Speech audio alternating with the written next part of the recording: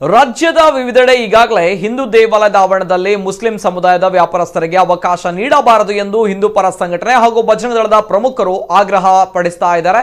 ಮಾತ್ರವಲ್ಲ, ಈ ಬಗ್ಗೆ ಅಭಿಯಾನ ಕೂಡ ಆರಂಭಗೊಂಡಿದೆ.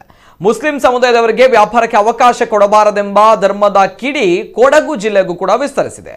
ಕೊಡಗು ಜಿಲ್ಲೆಯ ಸೋಮವಾರಪೇಟೆ ತಾಲೂಕಿನ ಶನಿವಾರ ಸಂತೆಯ ಮನೆಹಳ್ಳಿ ಮಠದಲ್ಲಿ ನಡೀತಾ ಇರುವಂತಹ ರಾಜ್ಯ ಮಟ್ಟದ ಸಾವಯವ ಕೃಷಿ ಮತ್ತು ಕುಲಗೋವುಗಳ ಸಮ್ಮೇಳನ ನಡೀತಾ ಇತ್ತು.